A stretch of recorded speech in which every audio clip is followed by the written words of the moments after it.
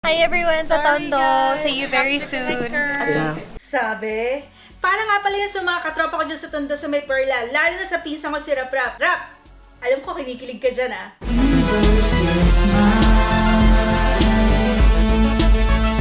Magandang araw po sa inyong lahat. Ito na naman po ako si Cheryl at ngayong araw na ito, isang napakagandang araw dito sa Earth, or sa Universe rather, ay ipapakita ko sa inyo ang mga kaganapan sa press conference ni Miss Universe Catriona Gray dito sa New York City.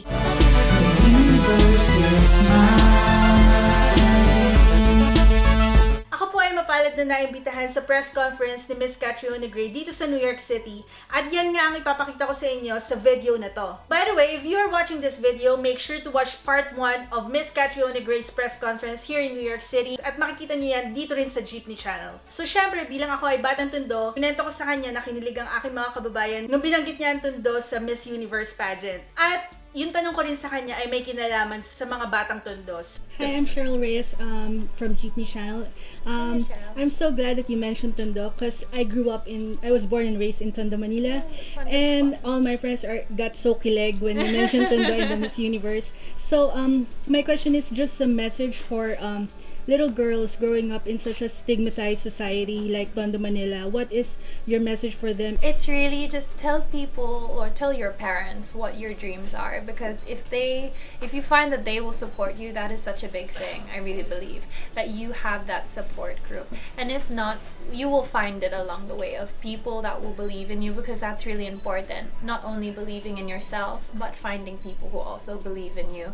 And I myself would do my work so that I will further emphasize that and give children in that area the opportunity to dream, because I really feel that it's as simple as that. It's as simple as believing in our kids, giving them that chance that they can either choose to take it or choose not to, but at least they had the choice. Thank you so much. Interviewing her was such a joy because she answered every question thrown at her eloquently and with such grace and such poise. Pang Miss Universe talaga. Eto, panoorin niyo yung mga ganap sa press conference. That was a lovable. Hello po, magandang hapon. Let me just open it with a very brief introduction of Miss Gray. You know that Miss Gray took home the Miss Universe crown on December 16 in Bangkok, and I'm sure she brought the crown here in New York.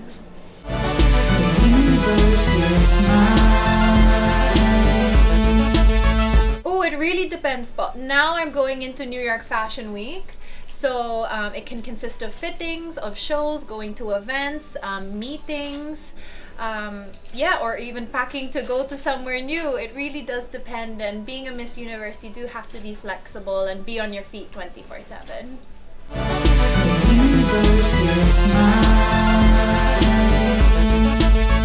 And as for my lava walk in Fashion Week, I will be attending. I won't be walking, but you'll probably see it at homecoming.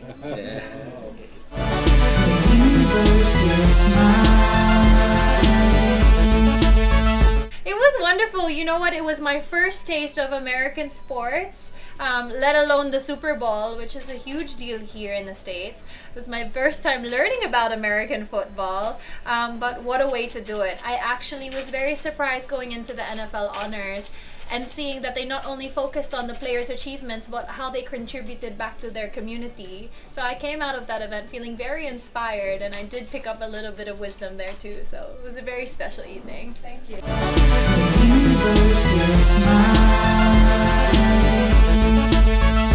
It's so important to me because as a Miss Philippines, yes, I wear the sash, but if I were to remove the sash, I wanted to look like a Miss Philippines. And I feel like a lot of people don't realize that we had that to offer in our fashion, because we have an amazing Filipino designers. Our textiles are unique to us and nowhere else in the world. And I felt like if I could just share that in a way, I know it doesn't encapsulate the whole of our culture, but it is a small aspect that I feel like, especially my age group, would really sit up and pay attention in that fashion industry. And it made me so proud, especially in my national costume, that even fellow Filipinos were messaging me saying, "Kat, I never knew about Mindanao and Tinalak, or I never knew about Baybayin," and just different aspects of our culture, of our traditions that I was able to share in that way. And for fellow Filipinos to sit up and be like, "I'm rediscovering my own culture," that made me so proud. That's why it was so important to me.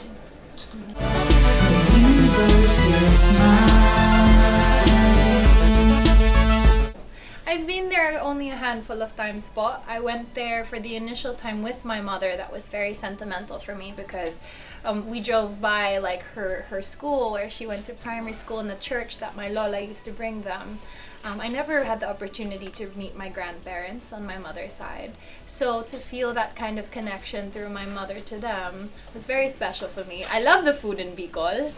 I also did an ATV ride up the Mayon volcano, one of the bases, so I really love that also.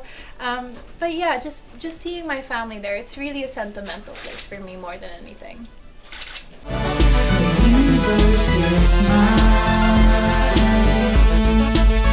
I would love to go somewhere I've never been before. And because, just experiencing a new place as Miss Universe, being able to do either an event there or maybe even work for a charity there, I think that would be such an amazing way to look back and think of my first time in this country was like this. And to experience it in that way. So anywhere that I've never been before, yeah.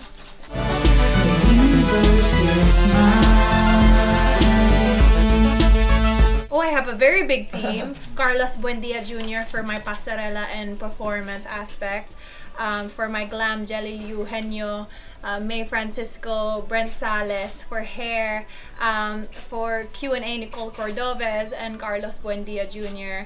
And also Jojo Braga is Justine Aleman, Jolo Luarca, all of my team of stylists. It's a big team. It takes a village to make a beauty queen. So thank you, Kat. Thank you, Conja. Thank you, everyone, for coming here.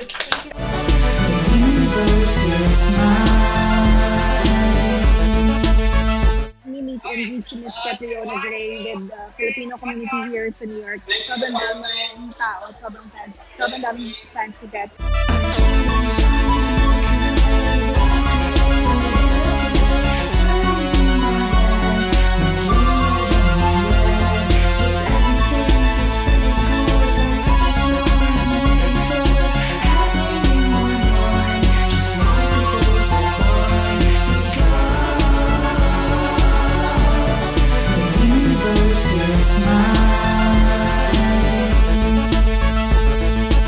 So, nandito na kami ngayon. Naglalakad na kami sa New York. Tapos na yung event ni Catriona Gray. Catriona is so nice. She was generous with the answer.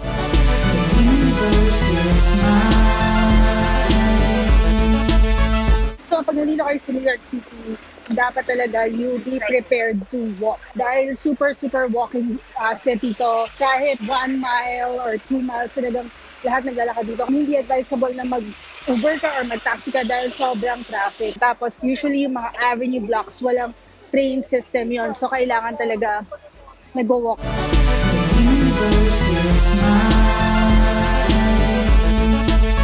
Kakain kami ng Jollibee. We are making this day a Filipino day to the T. So we're going now to Jollibee in 8th Avenue. I think 2 more blocks bago kami makarating doon. Diyan ba?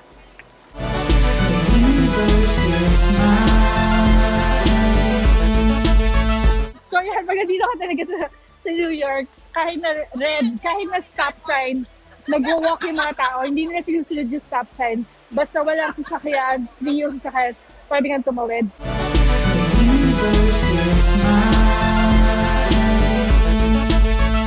Dito na kami sa 8th Avenue where Jollibee is. Ngayon ko na na-realize na medyo malayo-layo pala yung nilakad namin. From 50th and 5th to 39th and 8th Avenue.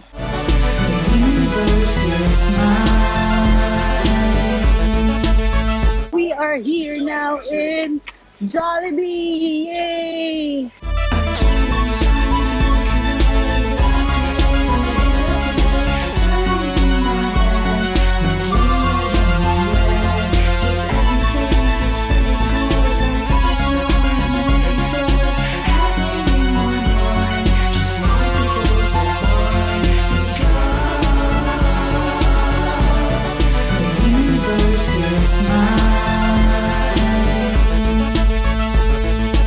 So, sa mga taga-ibang states, merong tatlong Jollibee dito sa New York. There's one here in Manhattan, and then there's one in Queens, and then there's one in Jersey City. So you have options. Just a heads up, dito sa Jollibee Manhattan, they don't have burgers. They're saying that because their kitchen is small, that they don't have the capacity to cook burgers. That's why they don't serve burgers here. And also, if you wanted to get palabok, they're not serving palabok here. And also, they don't have halo-halo. They only have halo-halo Sunday, which is, of course, a totally different thing, and they don't have the real halo-halo.